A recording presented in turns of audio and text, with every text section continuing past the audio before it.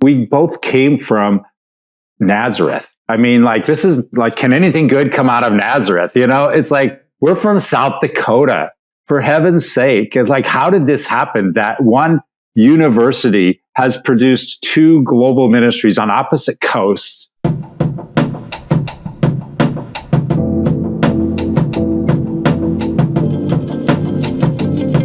Hey, alumni. Welcome to InterVarsity World Changers, the podcast celebrating God's world-changing work in and through InterVarsity alumni like you. I'm your host, John Steele, and today we're talking with two guests, Roy Tinklenberg and Mac Pier. Roy and Mac are longtime friends and chapter members from the University of South Dakota, and they are also Urbana alumni, having gone to Urbana 79 together, where their lives were changed forever by God through speakers like John Stott, Elisabeth Elliot, and Billy Graham. And these two have been changing the world with Jesus through organizations like movement.org and the Faith and Work Movement, where they are mobilizing and encouraging leaders to carry out highly contextualized ministry in cities and workplaces around the world. I loved getting to chat with these guys, and I'm excited for you to get to hear their stories. Thanks for tuning in, and enjoy Roy and Mac's story.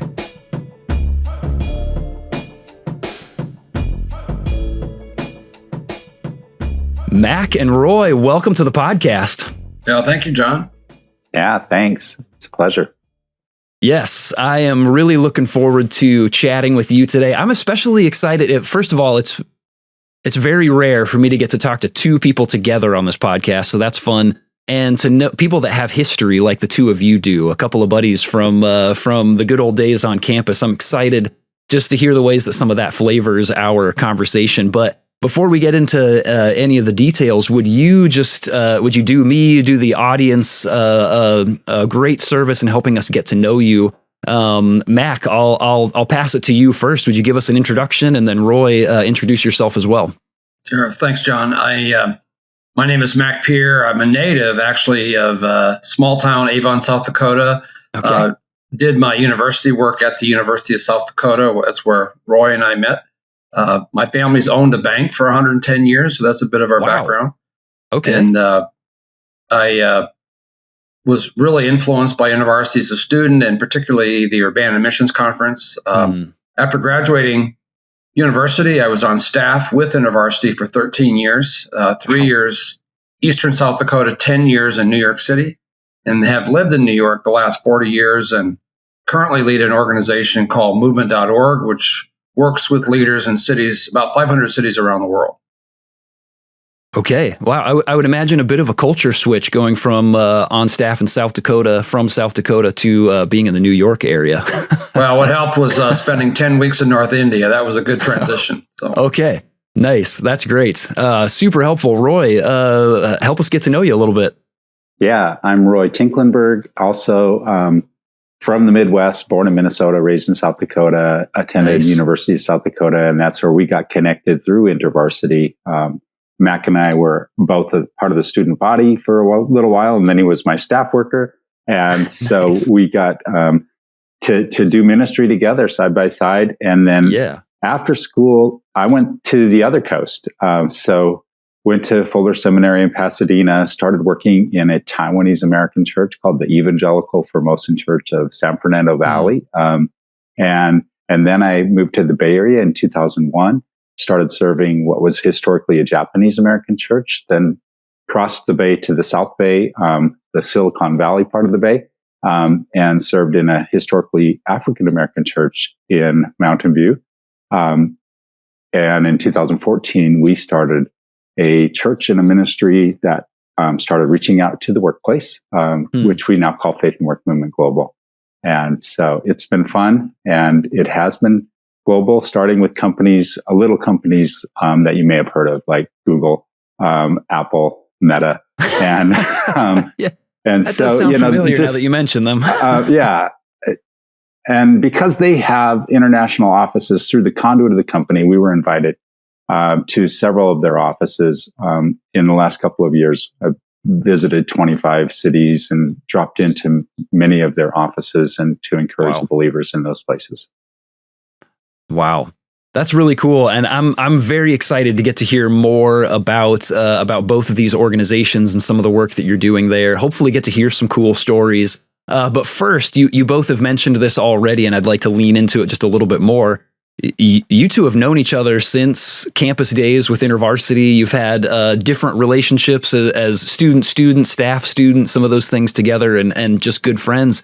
Tell me, being an alumni podcast, I mean, we love to take a moment just to sort of go back and reminisce about some of those experiences. But can you tell me how it was that you came to meet InterVarsity in the first place? And do you have like a particular memory of meeting each other, how you came to know each other as students with InterVarsity together? I started my freshman year in the fall of 1977. Okay. And I had really come to faith about a year before, just before my senior year in high school, and got involved with InterVarsity, began to attend a Bible study in the spring of my freshman year, attended Bible and Life, which was very formational for me those few years, and was on the executive leadership by the time I was a sophomore. Nice. Yeah, we were all thrown into the deep end of the pool back then. And that happens. And then so that was part of my journey. And then I was chapter president my junior year, which was the Urbana year from 1979. And we brought about 20 students from our chapter to Urbana that year. I know Roy was a part of that. And I know Roy was real active. He can fill in more of the detail, but I know we met in the life of the chapter, as it were, and had some shared experiences with things like Urbana. And Roy came on the executive committee pretty early on as well. Yeah, I did. So I was the missions chairperson. So I kind of worked side by side to try to get people to go to Urbana in 79. And so we went together, and yeah, that was very formative for me, and I'm sure for Mac as well. Yeah. Went to the University of South Dakota in a kind of roundabout way. My brother went there, was part of InterVarsity. I knew his buddy who became the staff worker. And I went to a Christian college fair at a Baptist church in Sioux Falls. And Sioux Falls College was there, and Augie and all the, Wheaton, and they had all these representatives. And then there was another table, and it was InterVarsity. And, nice. And because I knew John Howe, who was the staff member, he started talking to me, and I spent almost my whole time talking to John and not talking to any of the reps of these colleges that were trying to recruit students to come to their Christian college. And he's like, I know you. I know you were raised in a Christian family. You even went to a Christian school all the way through from elementary to high school. And you're thinking about being a pastor. If you go straight to a Christian college, when you get out of Christian college and Christian seminary, you will have lived your whole life in a Christian bubble. And he said, you need to go to the university, especially if you're thinking about ministry, because you need to understand how the world works and how people who haven't been raised like you've been raised think.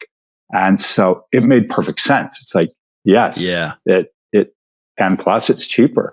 And so, a big advantage. And so, very true.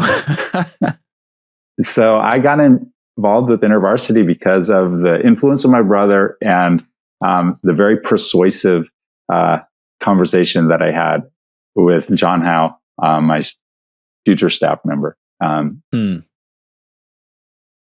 That's good. That's amazing. As somebody who also went to Christian schools, I went to Christian school all the way through my college years. It wasn't until grad school that I was on a state campus. All of that very much rings true. The bubble and not having a good perspective on how the rest of the world sort of goes through life rhythms and decisions that they make, and it is a really powerful experience to step onto a state campus where you're surrounded by people who just operate differently from you. And that was a strategic move. Like, wow, way to go, InterVarsity staff worker, casting that vision. That's pretty amazing.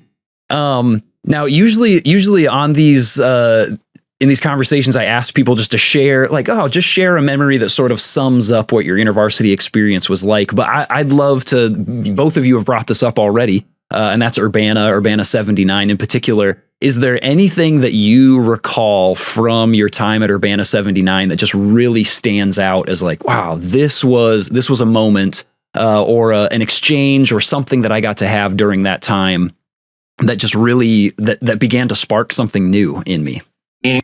I think for me, a couple of things were very impactful. One was John Stott expositing from the book of Romans in the morning. And I remember his exposition on Romans 3 and the condition of humanity. And after he taught that morning, he sat the rest of the morning with his face in his hands. He was so overwhelmed by the sense of humanity's lostness. And then for my wife and I, we were dating at the time. We were in the middle of our junior year, and Billy Graham challenged us the evening of December 30th to be willing to go anywhere in the world God would send us. And we responded to that. We had no idea where that would take us. And as we just had the 45th anniversary of that Urbana this last Christmas, it was very meaningful to look back and having been to 40 nations around the world since that commitment, and just to see how God has really honored that commitment and done way more than we would have ever imagined. That's amazing. Yeah, Roy, how about you? Anything that stands out from Urbana 79? Yeah, I would echo Mac. I think both of those talks, Billy Graham's talk, John Stott's exposition of Scripture, they were powerful. I think one more thing that I got from Urbana, and I went to two, so I might be blurring things as far as like where the input came from, but Ralph Winter was talking about unreached peoples, and then I started to explore that a little bit more and had an opportunity to talk about where I should go, and it just kind of figured that out.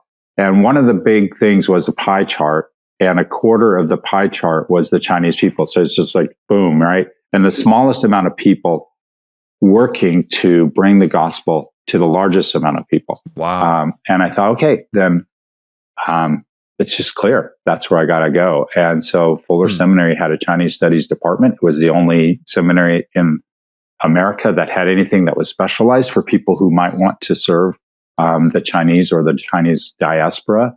And so that's what led me there.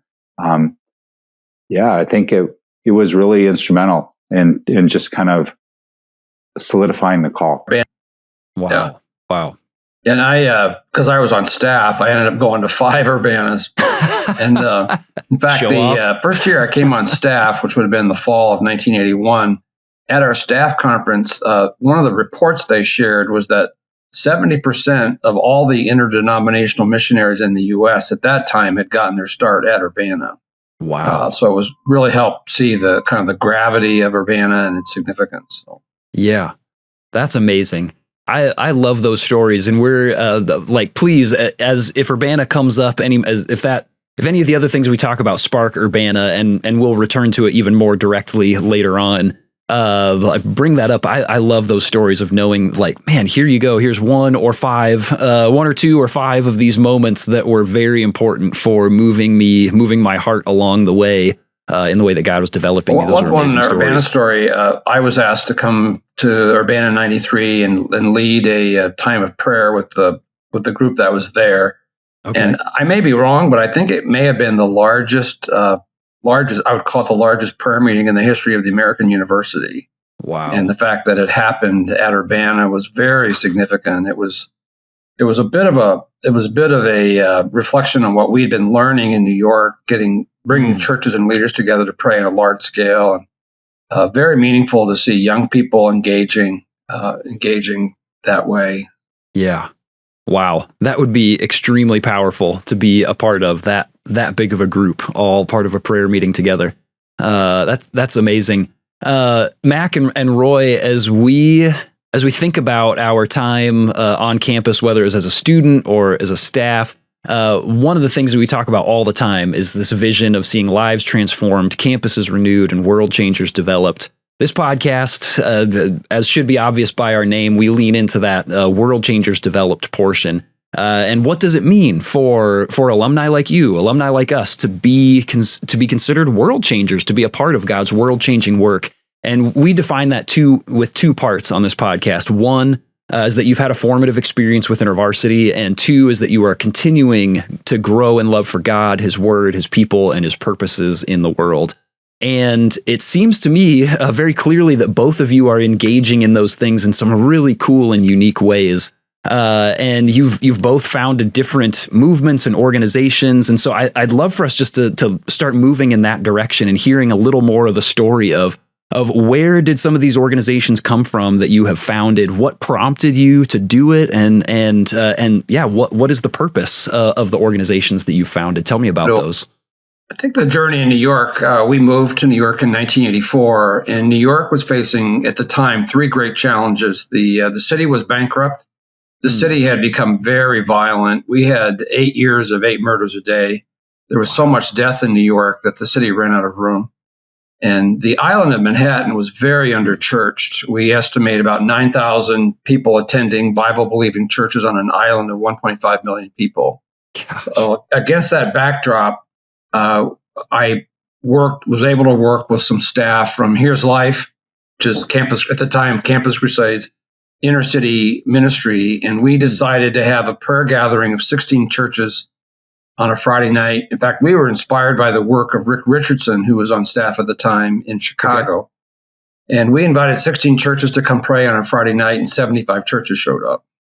And over the last 35 years, we've had about 2,000 churches that have been active in some form or another in the prayer effort. And then Tim Keller arrived.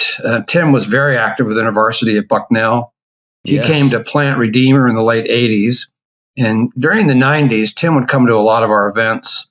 And then in the year 2000, Tim asked me to co-create with him a church multiplication alliance, which we did. By the year 2003, we had about 10 denominations working together. And then we commissioned the research in 2009, and we saw that evangelicalism had grown 300% in 20 years. Wow. And we took that research and we created a gathering called Movement Day, which really has a vision to bring faith leaders from the marketplace, from church, from the NGO, into a common space on the same day to really ask 3 questions. What are the greatest challenges facing the city? What would we like to be true in 10 years, and what can we do together practically this next year? So we've been doing that for the last 15 years. We've interacted with leaders from 900 cities around the world. Wow. We've had about 60,000 leaders involved, and it's also been tied into Lausanne. I've represented Cities for Lausanne for 11 years. And so a lot of that was an outgrowth of the influence of InterVarsity, particularly around the spiritual disciplines, Bible study, prayer. We've learned the conviction that the width of our influence spiritually is in proportion to the depth of our intimacy with God. And that has really stayed with us over all these years. And then I also think taking context seriously. InterVarsity has always taught us to love our campus and to figure out how to strategically impact our campus. So those are all things that have informed our work here in New York and now around the world. Wow. That's that's some amazing work and multiplication that's gone on. Some pretty cool other InterVarsity alumni like Tim Keller that you've gotten to work with in the past. That's pretty amazing. Roy, can you tell us about some of the work that you've been doing? Sure. Yeah, I'll just pick up where Matt kind of left off about how InterVarsity talks to us about loving our campus. And it was that DNA that really helped me form the ministry that I started. And so that plus some years of doing youth ministry. So we were starting a ministry in Mountain View, and we had limited resources, limited people. We're thinking about how can we impact this city that impacts the world? Because as I already mentioned, there are some small companies you've heard of. Mountain View is headquarters of Google, Intuit, LinkedIn, Symantec. And so it's like, wow, I looked at those with the eyes of an InterVarsity guy and thought of them as campuses, not as companies. And so I thought, well, what would it be like if we could just touch some of these campuses and have an influence and an opportunity to bring the goodness of Jesus into those campuses and encourage the believers that are working on those campuses. And that epiphany moment came to me actually in a really kind of strange way. I was, as I was ramping up to do this ministry, I was no longer preaching every Sunday in other churches. And it was that kind of fallow ground of preparing to launch. And my brother was invited to fill in for somebody who was going to teach for a week in Ukraine. And my brother's also InterVarsity alum as well, as I said. And nice. So he couldn't go, and he says, "Hey, I know somebody else that might be able to go on it." And I got in touch with the pastor that was going to go, and said I was willing to take his place. So I was a substitute teacher for a substitute teacher. You know, I'm like third tier. Nice.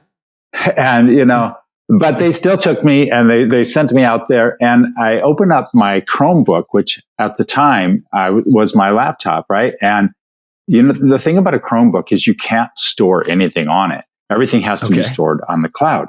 And so I sign into the church internet, and I see Google in its multicolored font, and then underneath in black lettering, I see the word Ukraine. And I just had this aha moment, and I thought, wow. That means they have localization here. They're managing search specifically for Ukraine. This is 2013. And so very early in the development of the nation, still a lot of influence from Russia. And so search was being managed in accordance with whatever kind of agreements had to be made between Google and the nation. And I thought, if we could just reach the believers in Mountain View, they could, through the conduit of the company, encourage their brothers and sisters here in Kyiv. And like, wouldn't that be cool? And so I just came back from that trip, and I said, we have to do this. This has to be a very crucial part of our mission. And so I started asking all the pastors that I knew, hey, do you have anybody in your company that works in your church that works at Google? And I got introduced to one guy. I had a guest speak at his church, and he was playing guitar. Another guy, when I was guest speaking at his church, was playing keyboards. And I don't know what it is about Googlers. They're like multi-talented, right? They can code. They can do all this amazing stuff. They're musicians. And so I started meeting them all individually and started asking them all the same question. What's the spiritual climate at work? Because you guys know what the spiritual climate was like at your university. It's not always positive. And so I wanted to get the temperature, the spiritual climate in the workplace. And some people felt like it was pretty good. They could say, oh, I went to this retreat and I come back and they're supercharged and they're excited about it. And they'll tell their friends at work, and their friends will actually kind of lean in and, you know, tell me more. And then other people, when you tell them something like that, or they find out that you go to church, it's like, whoa, you're one of those, you know, and it's like you're back in junior high, and you can no longer sit at the cool kids table, right? You've been ostracized for being a Christian, being a believer. And so I just asked them, how can I help? And they invited me to come in and pray with them. And it's interesting that both of our stories also have this really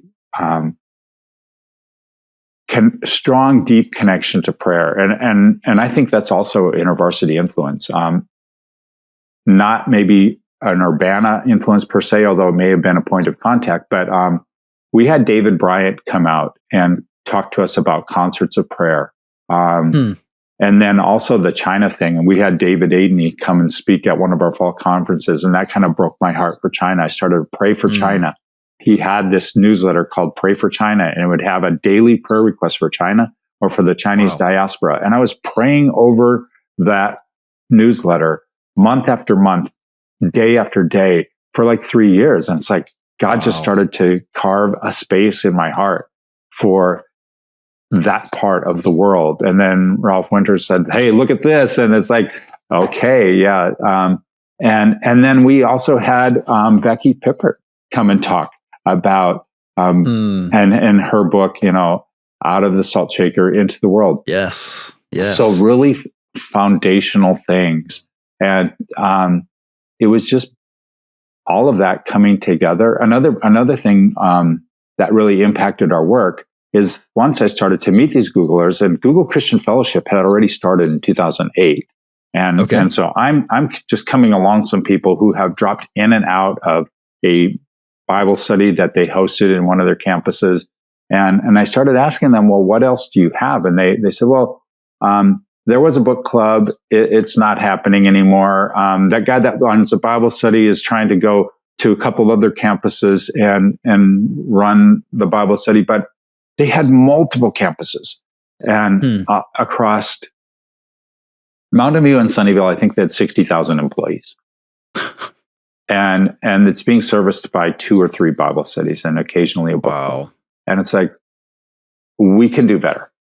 When we were students, we would pull out a map of the university and we would look at the map and we'd say, we have InterVarsity students in this dorm and in this dorm and in this dorm, but these 3 dorm complexes don't have any IV students in. And then we asked each other, who wants to move?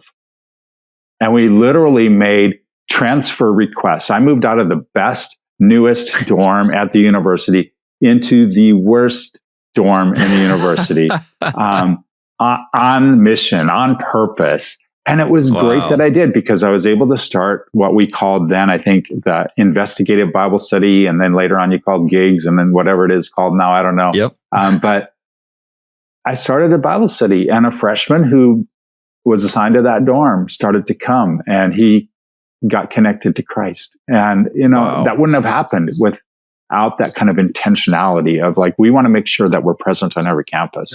And so I started to share that vision with the Googlers, and they started multiplying groups. And then I got invited by one of the guys who had a brother at Apple to come to Apple. And Apple already had 6 or 8 Bible studies multiplied across their campuses. Apple Christian Fellowship had started, I think, in 2001. But then one guy was at a campus where they didn't have a group. And he says, hey, will you help me start a group? I said, sure. I mean, and I really do nothing. I really do nothing. I just like encourage them. It's all employee led. It's just like InterVarsity, right? Staff members, you don't do it. You give it to the students. You empower the students. You encourage the students, and they do everything. And it's just watching this happen, like groups at Google get started, groups at Apple. Then a woman said, hey, my neighbor works at Cisco. They don't have a group. Will you help her? And it's like, yeah. And so we get a group at Cisco.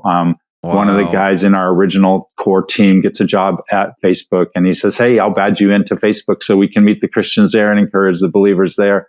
And it was just all a very natural, organic, relational spread of the gospel into workplaces. And so our mission is to positively impact companies that impact the world. And like Mac has said, it's been more than you can ask or imagine. The answers to prayer have been incredible.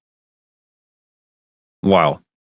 That's these are phenomenal stories. And as I'm listening to both of you share, the word that keeps coming up to my mind is like context or contextualized. And it seems to me that both of you have had these experiences of working alongside people who you say, you know your city, you know the needs of your city, or you know the needs of your workplace, the people that are there, you know the climate of like, so let me help you develop ministry, or let's work together on ministry that is contextualized to that space, to those people, to that city, to that company. Can you speak just a little bit more? Mac, I'd be interested to hear your thoughts on like, what has your experience been like with context and sort of helping people sort through how do I bring this to the level of the people that I'm working with, and it's not just a one size fits all experience? Yeah, that's a great question. One of the things that I was really fortunate to experience from 1998 to 2000, I did some doctoral work with Ray Bakke. Ray was asked by Billy Graham in 1974 to go study the cities of the world. And Ray traveled to 250 cities of 1 million or more. His book, Theology as Big as the City, was published by InterVarsity Press. He's spoken at Urbana.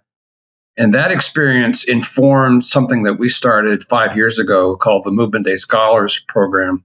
And we've had about 1,500 leaders come through it so far. It's a kind of a 3-level training. And one of the arenas that we help leaders master is, what does it mean to become a subject matter expert on your city? Yeah, wow. And we feel like that's really critical, that we believe that people can only love that which they know. And our vision really is to get the smartest people in a city with the biggest hearts in the same room to design the future. We're working with a city in southern India called Chennai, where Thomas the Apostle came and was martyred. And they have a 10-year plan to start 4,000 new churches. But they really know their city. They know where there are churches, where there are not churches. They say that we're a city of 6,000 churches and 2,000 slums. And we really want to plant churches where there need to be churches. And the work in India, because they've really adopted this contextual model, in 5 years, they've grown from 4 cities being engaged to 125 cities being engaged. Wow. And we're beginning to see that happen. Last week, we were in Dubai. We had Movement Day Middle East, and we had 1,000 leaders from 100 cities, about 40 nations in the room. And we're seeing work beginning to pioneer in parts of the Middle East, places like Syria and Lebanon and Jordan and Iraq, and really taking these same principles. One of the writing projects that I did last year with a Chinese colleague is we wrote a book called Why Asian Cities. And we really framed out the challenge of Asia across all 5 regions and what the greatest needs are, what are some of the best practices. And one of our convictions is that as we get older chronologically, but also as we mature spiritually, that we're really responsible for what we know. And as Roy was sharing earlier about the challenge of China, we really want the global church to engage the parts of the world where there are the greatest needs. In Asia, which is about 60% of the global population, there are 1.1 billion people outside of Christianity, more than the combined population of the other 5 continents. And because that's true, we feel like the whole church, especially the church in the West, really needs to lean into that reality and become part of these strategic conversations. And the beauty of technology and other resources is that we can really meaningfully engage as the global church. And those of us that have Urbana as part of our resume, it's really an opportunity to continue to engage in really meaningful, substantive, and historic efforts. We pioneered what we call a Singapore 500 Asia City Forum, where we gather leaders around the world to look at these efforts. And we'll have Roy joining us in Singapore in September and talking about what's happening in the marketplace. And we really believe that you have to aggregate to accelerate. So that's a bit of what guides are thinking. Yeah. Wow. These are such great stories. And one of the things that I love, Roy, you mentioned this before, it does feel like it has such InterVarsity DNA to it that Mac, you're talking about empowering people who have the biggest hearts and who have the most information about their particular context. And Roy, you're talking about people that just you know your context well at work, and that neither of you have to be the expert. That it can even feel to the extent, Roy, like you're saying, that I don't do anything. All I do is sort of pat people on the back and say you can do it. But that's so exciting to me that you are not the one who holds all of this together. I mean, neither are the people that you're sending. It is the Lord that holds these things together, and He's the one doing this work, and we just get to be a part of it with Him. He'd do it with or without us. But that you all get to play this special role in empowering the right people to go to the right places and say, you're the expert, do the thing. Like, you can do this, and God is already there waiting for you. And He's already working. Just go take your expertise and your heart for this city or for this place of work, this company, and go do this thing. And I'm excited to keep encouraging you to do that. I really love those stories. And speaking of stories, can we just sink down into the weeds for just a moment? And I wonder, do both of you have maybe just one story that you could share that you say wow, this is a place where God was just showing off in my context and just showing up in really amazing ways, and this attests to the things that He's doing in this space. Your turn, Roy. Well, it's not fair to just ask for one story because there's so I know many. It's not. There are so many stories from these workplaces, and like you said, I soon realized that I was not the expert, and I was I was just the convener and the connector. It's like I'm now being invited to go to Google and to Apple and to Facebook, as it was still called, to Cisco, to LinkedIn. And I realized I'm starting to meet all these communities of Christians, and they don't know each other. Just like previously, I'd met all these individual Googlers who didn't know each other. Now I'm meeting communities of Christians that don't know each other. And I thought, this has to change. I have to bring these people together because they are the experts. And once they start to cross-pollinate, once they start to share their best practices with one another, it just becomes exponential. And what one group does gets cut and pasted and replicated in another company. And so like a really great discipleship mentoring program that Accenture starts gets utilized in Google and in another company. Somebody else says, you know what, we did this worship night. And then, so Google hosts a worship night, and then they start to host worship nights in another company. They went and did crazy things, like super crazy things that you would not even think possible. I remember having a conversation outside of Google after a guest speaker had come in, and he had this idea, and he's kind of one of these guys who goes off these like little Holy Spirit nudges, and he said, I just see this picture, like the Holy Spirit just beaming down on this company, and wouldn't it be great if we just opened the portal for 24 hours to just let the Holy Spirit just come into this place and just have 24 hours of worship? And the Googler sitting next to me is like, I don't think we could do this. I don't think we could get permission to have 24 hours of worship, but maybe we could do 12. And so she went and got permission to have 12 hours of continuous praise and worship at their company. Wow. And they did this twice. And then they did it the third time at Facebook. And it's like, we started to call these leaders the group of super friends, and it's like, and they realized I did nothing. So they dubbed me the Nick Fury, because he does nothing, right? All the Avengers go do all the cool stuff. That's right. and so it was just like, oh man, there's so many stories of just faithfulness, boldness, really wanting to faithfully represent Jesus. And then crazy stories of answered prayer. Like supernatural productivity, God giving somebody an insight into a bug that they're trying to fix as an engineer and saving the company millions of dollars because they prayed for a solution, and the solution came to them after like 2 months of work, and then 2 hours after prayer, boom, here it is. And it's like it was delivered to them.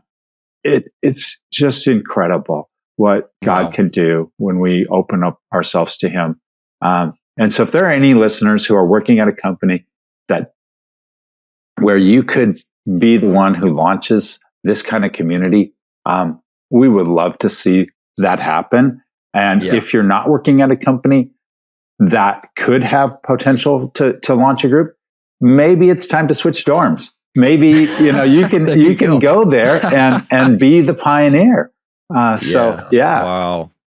That's great. That's so great. We just were in Dubai this last week, and I'm thinking about how God choreographs our lives into historic moments. About 60 years ago, in the part of the world where the UAE is now, the infant mortality rate was 50%. Wow. And God raised up 2 medical missionaries that were invited in by the royal family, and they built the first hospital there in the desert called the Oasis Hospital, and they lowered the infant mortality from 50% to 0.5%. Wow. And because of their work, the population stabilized and it became the United Arab Emirates. I think it was 1973. And the royal family called the work of this couple the birth of a nation. Wow. And because the royal family feels so indebted to the church, they allow the city of Dubai in an Islamic country to have 400 churches. Along comes a church plant, a house church, 20 years ago called Fellowship of the Emirates. It started with 30 people. 10 years, it grew to 3,000. And I met the pastor of that church 10 years ago, and they invited us in as movement day. And we had our 5th movement day in Dubai last week. We had 1,000 leaders, 100 cities, 40 countries. Dubai's really become the center of the earth. But we had 13 nations from the Middle East. in this gathering. Wow. And as a result of being together last week, all these countries, places like Egypt and Iraq and Jordan and Israel, are going to all create their own expressions of this work. But we wouldn't have been there if it had not been for this missionary couple 60 years ago. And so we're all living in this moment of time and able to bring our passion and our expertise. A lot of what we did last week was an extension of things that I learned with InterVarsity.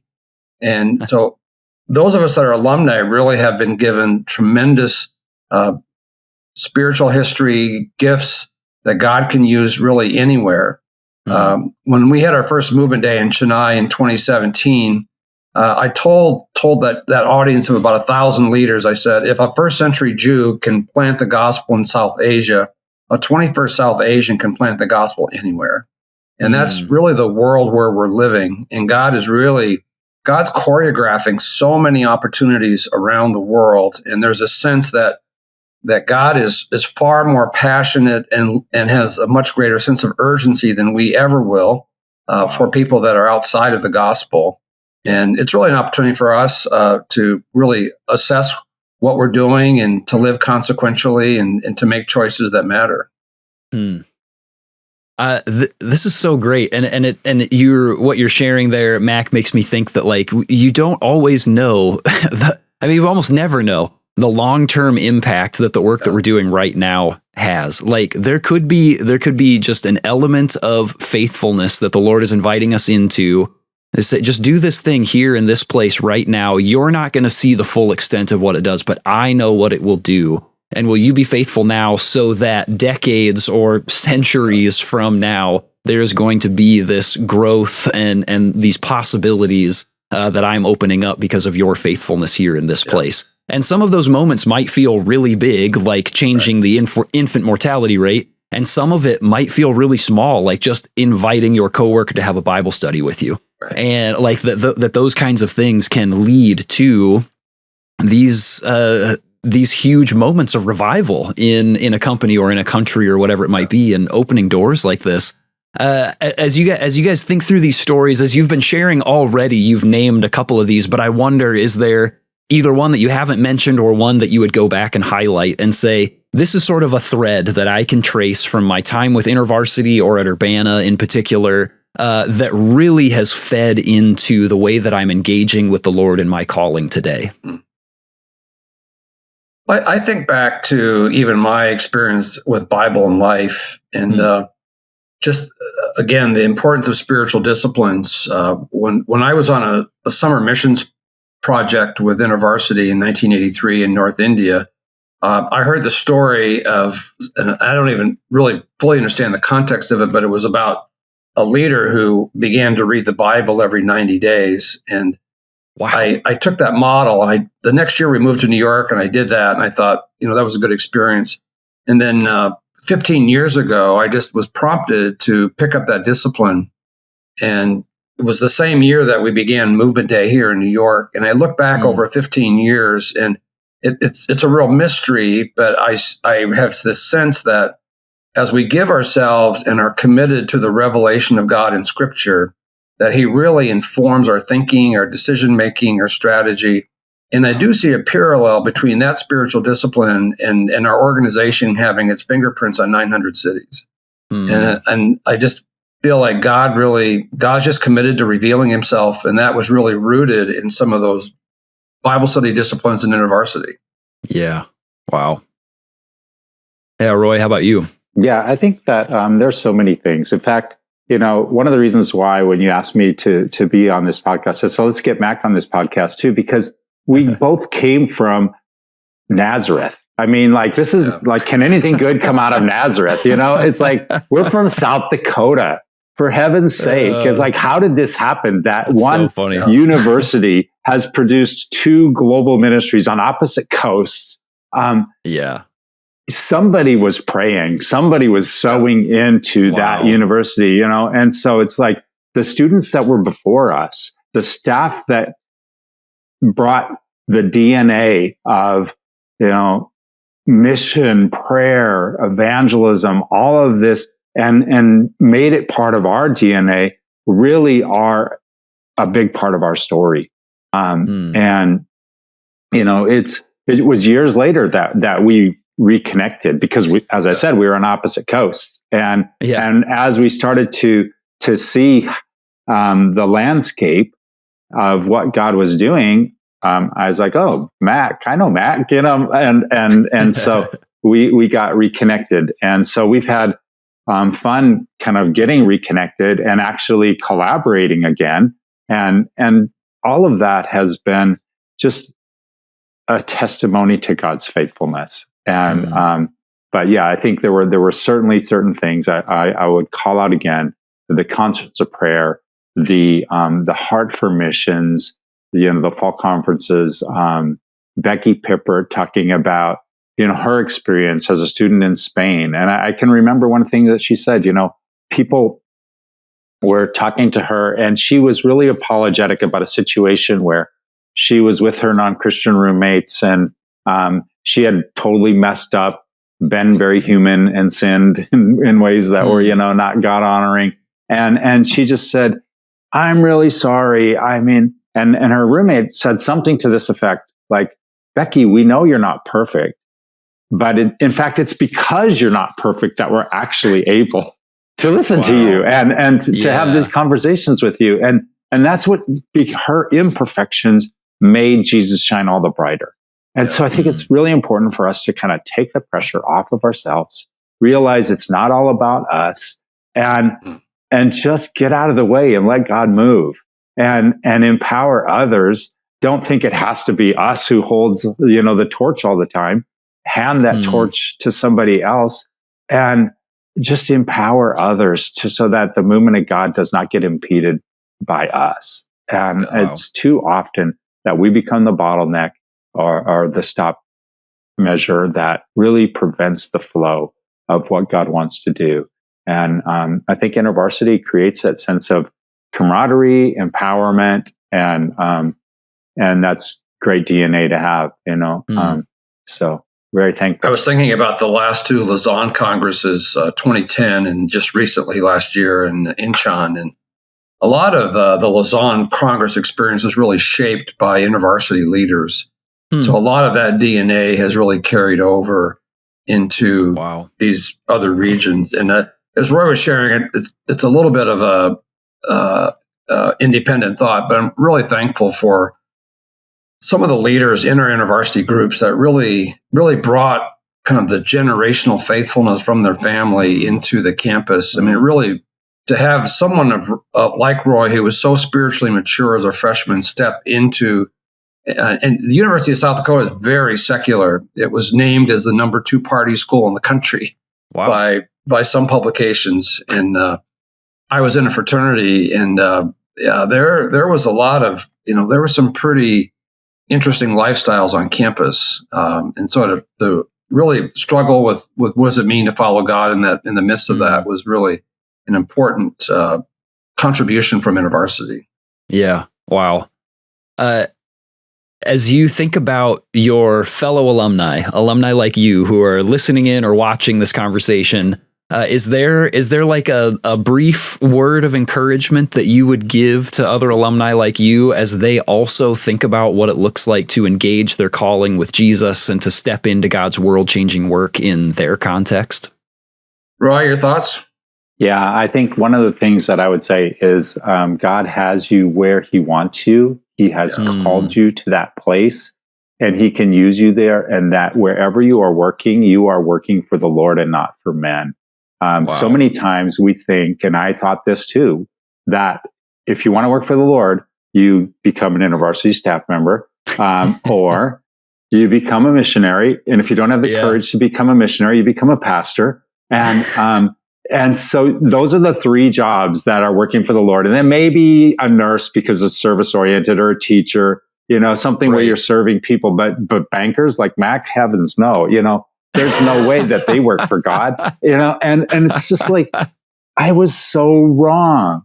And the scriptures are very clear when Paul in Ephesians and Colossians talks to workers who had the lowest job on the planet. He says, it is the Lord Christ that you are serving. Wow. And once we get that right, once we realize that God placed us where we are so that we can serve him there, the possibilities become endless. And so I would encourage you to shine right where you are and to let Jesus manifest himself through you to the people around you so that you would just faithfully represent Jesus to the best of your imperfect ability and just be who God wants you to be right there. And the opportunities are endless. So we are currently connected to Christian fellowships in about 160 companies. And that's by connected, I mean, we've had these kinds of conversations with leaders or in-person visits to their fellowships. Virtually, we're connected to more than 500 in 38 countries, et cetera. But like more intimately connected to this 160.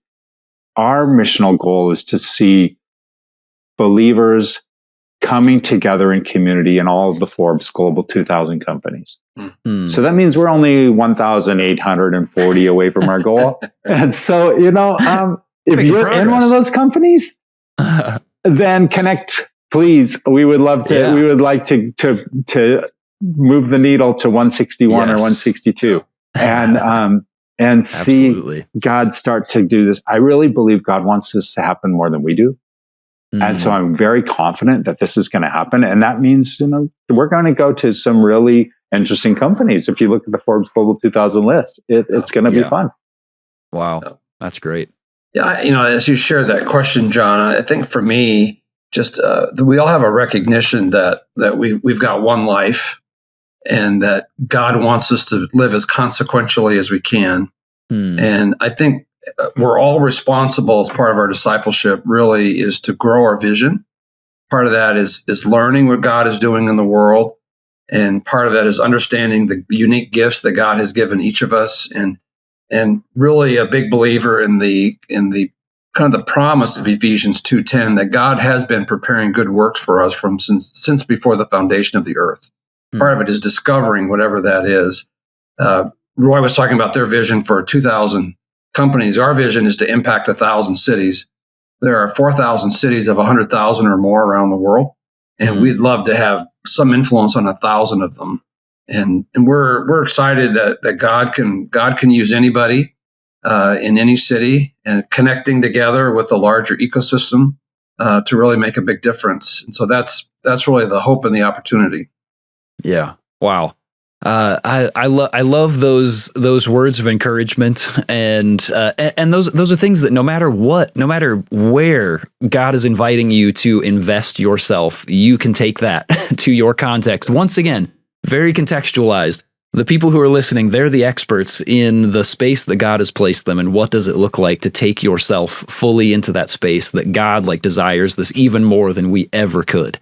And so he is ready to engage in this space with you. Which doesn't mean it's going to be easy just because you're both on board. It may be the most difficult invitation that you say yes to, potentially, but that God is absolutely going to walk through those things with us in the places where he's put us on purpose. And it's just such an encouragement to know that is reality. And I want to thank both of you so much for joining us.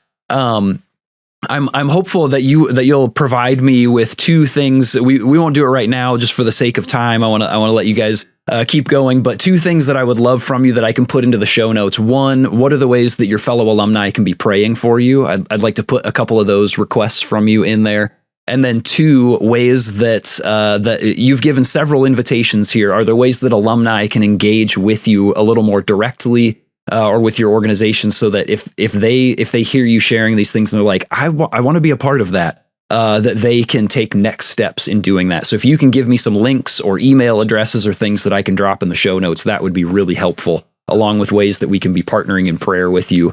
I would love that very much. And I just want to say thank you again to both of you for taking some time to share these stories. These are the kind of things that Now we're here at the end of this conversation. I just want to go for another 2 hours hearing these stories, because this gets me so excited thinking about, man, God is so good that he's using little old us from these flyover states, as we're oftentimes termed, of South Dakota and Minnesota and around the nation, around the world, and saying, I want you to be a part of this with me. and that he invites us to get to step into these really cool spaces that it feels like a huge honor. And I get so excited hearing the ways that God is doing that with our alumni. So thank you to both of you for your faithfulness in saying yes to Jesus, and for following him into this work. It's a huge honor to me to get to sit and chat with alumni like you during these conversations. Great. Thanks, John. Great opportunity. Yeah, it's a pleasure. Thanks for tuning in, alumni. If you know someone who would enjoy the InterVarsity World Changers podcast, please be sure to share the episode with them. You can also support the podcast by leaving a rating and a review, or by visiting our donation page in the show notes. InterVarsity World Changers is brought to you by the InterVarsity Alumni Relations Team, hosted and produced by John Steele, production assistance by Mike Centera, and edited by Caleb Leppert. Our theme song is Crazy by InterVarsity alumnus Andy Mineo. Go change that world, alumni.